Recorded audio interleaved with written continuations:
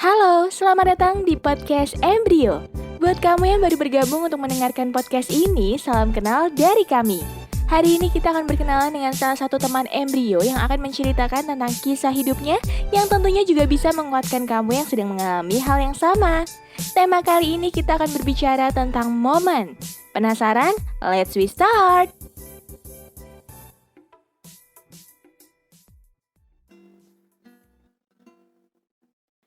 Akhirnya aku lihat lagi, sederhana tanpa banyak celah, wangimu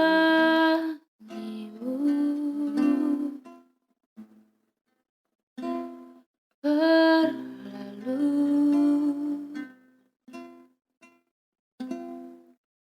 Akhirnya aku lihat lagi jemarimu yang bergerak bebas seiring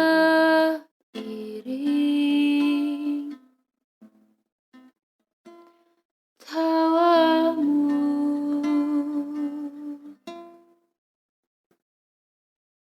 Tak ada yang seindah matamu, hanya rembulan.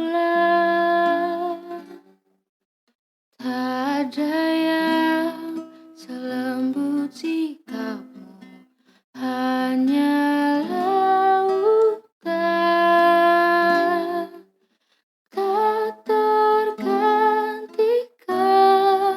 oh walau kita tak lagi saling menyapa. Jadi menurutku itu momen itu kan peristiwa kan. Nah, kalau menurutku sendiri momen itu peristiwa atau kejadian-kejadian yang udah aku alamin, yang baik itu yang aku suka ataupun yang aku nggak suka, yang aku ekspektasiin, yang mungkin aku ekspektasiin di masa depan bakal terjadi seperti ini atau justru di luar ekspektasiku, yang udah aku lalui dan itu tuh membekas banget gitu loh di kepalaku. Dan kalau misalnya aku ingat itu, aku nggak cuma ingat momennya, tapi perasaan saat aku mengalami momen itu aku juga bisa ingat. Menurutku momen itu seperti itu. Ada sih satu momen, nah momen ini tuh bisa dibilang momen terbaik sekaligus momen terburuk yang pernah aku alamin, yaitu kehilangan bapakku. Nah, kenapa aku bilang momen ini adalah momen terbaik sekaligus terburuk? Dari terburuknya dulu, momen terburuk dari kehilangan bapakku adalah aku kehilangan bapakku untuk selama-lamanya. Sedangkan momen terbaiknya adalah aku bisa ngeliat abangku lagi balik ke rumah, walaupun di saat aku kehilangan bapakku dari rumah untuk selama-lamanya. Jadi ceritanya adalah ini tuh abangku yang pertama, dan dia itu udah bisa dibilang hilang selama 9 tahun.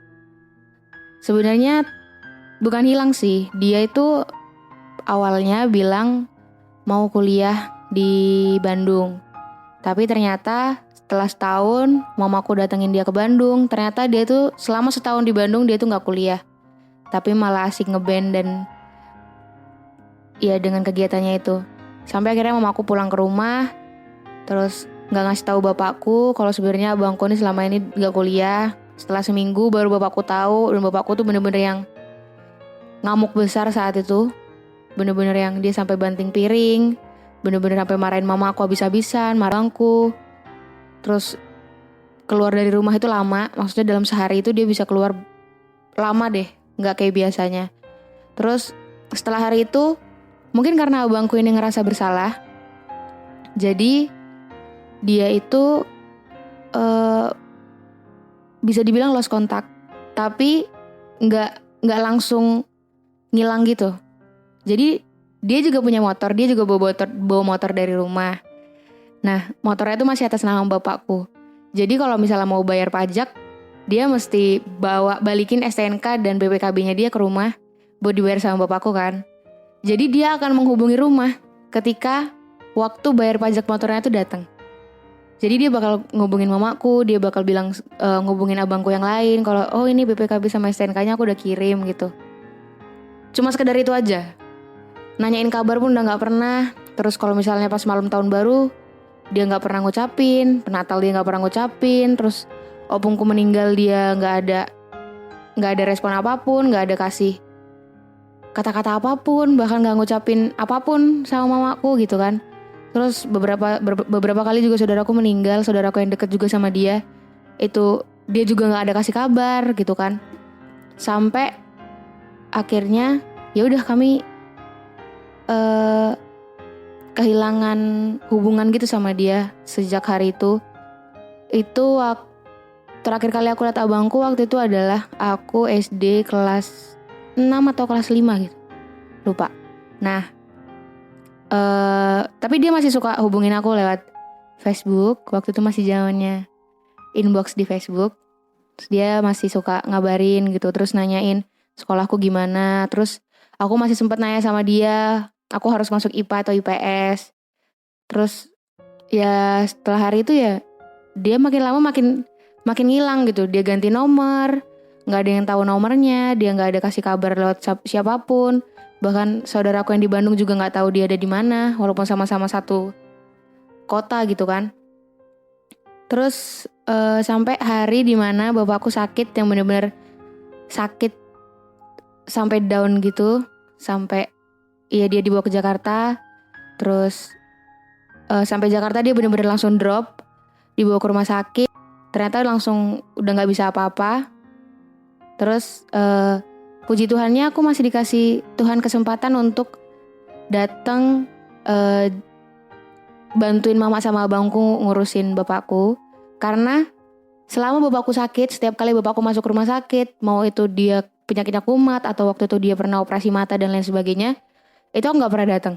Karena aku lagi jauh sama dia gitu. Jadi baru kali itu aku datang ke rumah sakit buat bantuin ngurusin bapakku, walaupun itu cuma seminggu.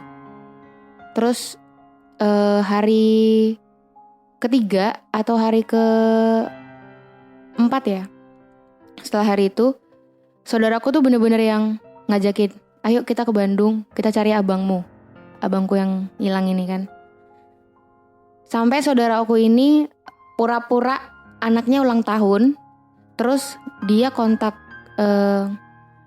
abangku ini buat nyewa bandnya dia buat tampil di acara ulang tahun anaknya dia ini. Padahal sebenarnya anaknya gak ulang tahun. Sampai akhirnya mereka janjian ketemuan. Terus kami langsung berangkat pagi-pagi banget itu dari Jakarta ke Bandung. Sampai Bandung, pas di perjalanan pacarnya abangku ini bilang kalau gak jadi ketemuan karena abangku ini nganterin dia buat balik kampung. Jadi abangku ini dibilang lagi nganterin si pacarnya ini buat balik kampung ke rumah orang tuanya si cewek ini. Sampai akhirnya kami udah jauh-jauh dari Jakarta ke Bandung, gak dapat hasil apa-apa. Yaudah kami balik lagi ke Jakarta dan bawa kabar itu kalau misalnya kami nggak jadi bisa bawa abang ke bapak. Padahal sebenarnya kalau dibilang mungkin tuh abangku tuh nggak berani pulang karena abangku tuh sebenarnya takut sama bapakku, takut sama mamaku karena udah ngecewain banget. Tapi dibalik itu walaupun bapakku sekeras apapun wataknya dia itu juga berkali-kali ternyata dia udah berkali-kali nanya ke aku, cari dong abangmu tuh di mana sih gitu, hubungin sih teman-temannya di mana dia gitu. Dan ternyata pas waktu bapakku meninggal, ya berarti kan abangku udah selama 9 tahun gak bisa ngeliat bapakku dan akan sampai selama-lamanya dia gak akan bisa dilihat bapakku kan. Akhirnya dia pulang pas bapakku meninggal. Dari situ baru kebuka kalau sebenarnya bapakku tuh gak cuma minta tolong sama aku buat nyariin abangku, tapi sama semua saudara-saudaraku. Dia bahkan sempat ngomong sama saudaraku, dia bilang gini, ayo kita ke Bandung cari si Darwin ini gitu. Terus ayo kita ke Bandung cari anakku inilah, hubungilah teman-temanmu yang ada di Bandung itu gitu. Tapi ya itu mungkin emang bukan jalannya buat bapakku bisa ketemu sama abangku atau gimana. Cuma bisa dibilang bapakku inilah yang bawa abangku balik lagi ke rumah gitu. Jadi itulah kenapa aku bilang momen ini momen terbaik sekaligus terburuk. Dan selama ini kupikir bapakku tuh gak nyariin abangku. Ya namanya orang tua ya, maksudnya bobrok apapun anaknya, ya orang itu tetap anaknya dan dia tetap orang tua gitu.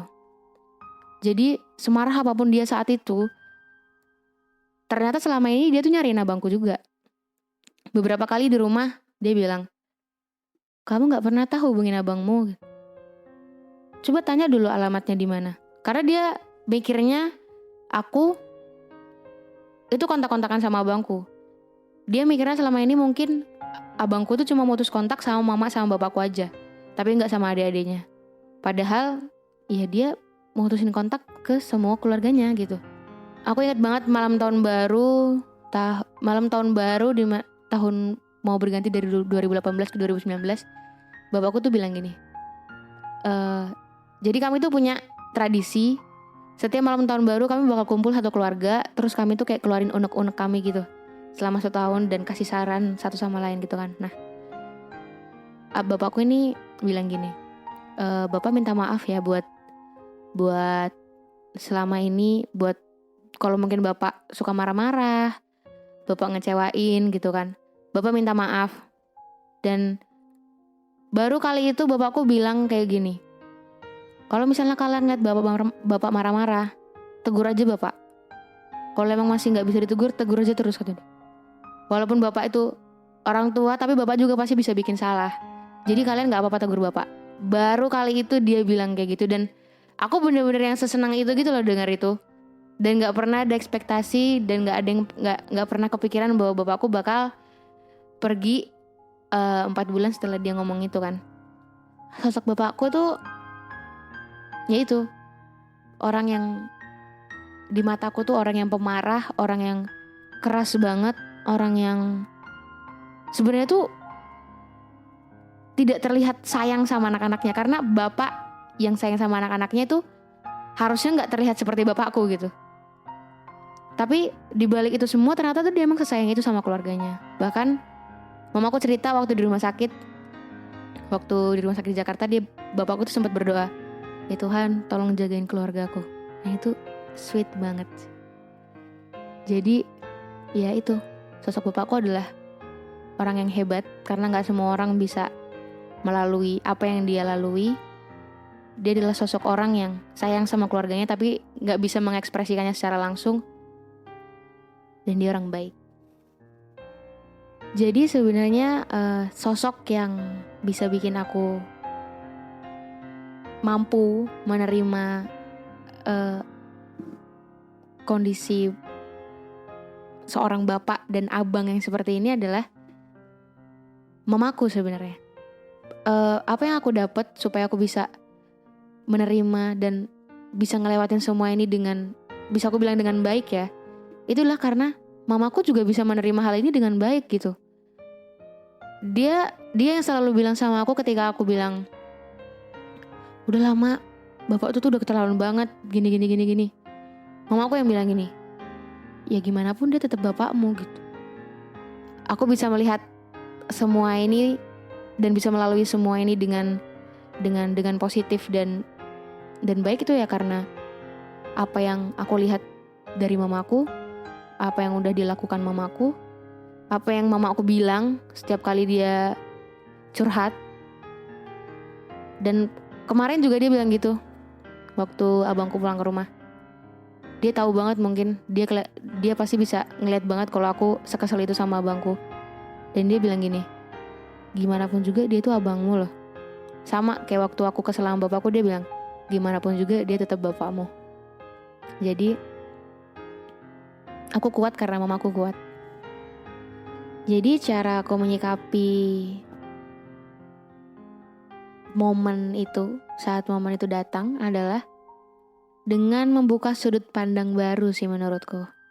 Jadi aku sedih banget waktu aku tahu bapakku meninggal. Apalagi di saat waktu bapakku masih di rumah sakit itu hampir semua orang itu udah gak punya harapan lagi gitu loh. Sampai bilang, kamu udah ikhlas kan kalau misalnya bapakmu pergi gitu. Bapakmu ini bukan sakit yang bisa disembuhin lagi gitu. Jadi bakal ada waktunya dimana bapakmu bakal pergi. Kamu udah bisa gak ikhlas buat itu gitu. Maksudku saat itu karena orang-orang di gereja itu pada bilang, yang penting kamu beriman. Aku tuh beriman banget. Aku sampai gak bisa bedain mana beriman, mana percaya diri. Aku tuh beriman banget bahwa bapakku tuh bisa sembuh. Tapi di saat orang-orang itu ngomong kayak gitu, bahkan dokter pun bilang susah buat bapak ini sembuh gitu kan. Aku sampai yang bilang, ini orang jahat-jahat banget sih. Masa sampai gak punya harapan sampai sebegitunya. Sampai akhirnya bapakku beneran meninggal. Aku waktu itu pertama kali denger bapakku meninggal, aku tuh cuma diem aja. Terus cuma mikir, aku sekarang udah gak punya bapak. Terus aku harus ngapain sekarang? Baru setelah aku bilang waktu itu aku lagi sama adiknya bapakku. Terus aku bilang sama adiknya bapakku, kalau bapakku udah gak ada. Terus kami tuh sama-sama diem gitu. Cuma adiknya bapakku nih udah kayak panik banget gitu. Cuma aku masih diem karena aku masih kayak masih denial gitu loh sama apa yang aku dengar barusan. Sampai akhirnya di jalan ke rumah sakit baru aku nangis. Bener, aku nelpon temanku, aku bilang aku udah gak punya bapak lagi, aku bilang gitu. Maksudnya sampai sesedih itu karena saat momen itu datang, bener-bener saat bapakku meninggal, aku dengar bapakku meninggal, udah gak ada apa-apa lagi di kepalaku selain ya ampun aku sekarang gak punya bapak gitu. Tapi waktu aku lihat waktu aku sampai rumah sakit, aku lihat bapakku, terus aku mikir, tapi kan ini yang selama ini aku mau. Selama ini aku berdoa supaya bapakku tuh sembuh. Sekarang bapakku udah dikasih sembuhan yang bisa dibilang kesembuhan abadi gitu loh. Setelah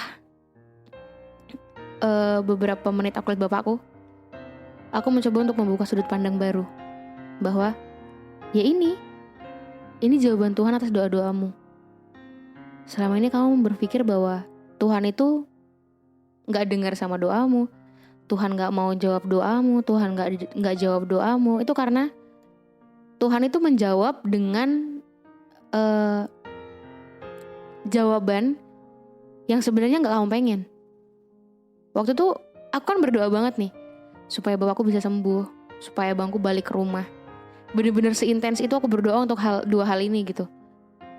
Dan ya udah, ini yang Tuhan kasih. Jadi cara aku menyikapi momen yang udah aku ceritakan ini adalah dengan membuka sudut pandang baru bahwa apa yang terjadi itu pasti bukan kebetulan. Pasti ada sisi baiknya lah dari apa yang terjadi. Ada maksud yang baik dari Tuhan buat ngasih ini loh.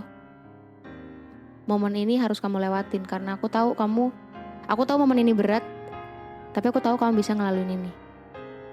Jadi satu momen yang pengen aku buat dan bisa terjadi dalam hidupku, itu adalah kami ngumpul satu rumah.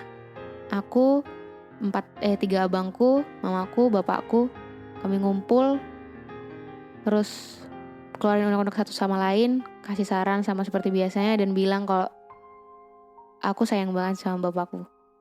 Aku pengen ada satu momen di mana aku bener-bener ngomong itu secara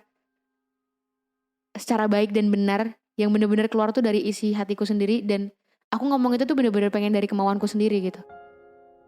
Jadi ya sih, satu momen yang pengen aku ulang adalah momen di mana kami bisa kumpul bareng-bareng. Dan momen yang pengen aku buat adalah di saat kami ngumpul bareng-bareng itu, aku ngomong kalau aku sayang banget sama bapakku, sayang banget sama mamaku, dan abang-abangku. Waktu itu kan terus berjalan. Hari itu terus berganti.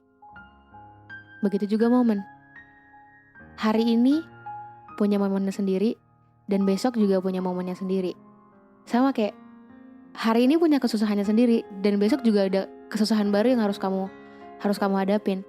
Kamu gak bisa pengen cepat-cepat lepas dari momen itu ketika belum waktunya, dan kamu gak bisa menggenggam momen itu terlalu erat, padahal udah waktunya momen itu udah harusnya hilang gitu.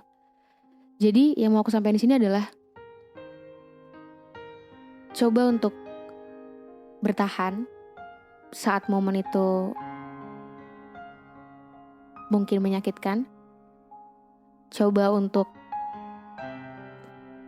mengikhlaskan apapun yang hilang saat ini dari kamu, atau mencoba untuk mengikhlaskan momen itu mungkin, dan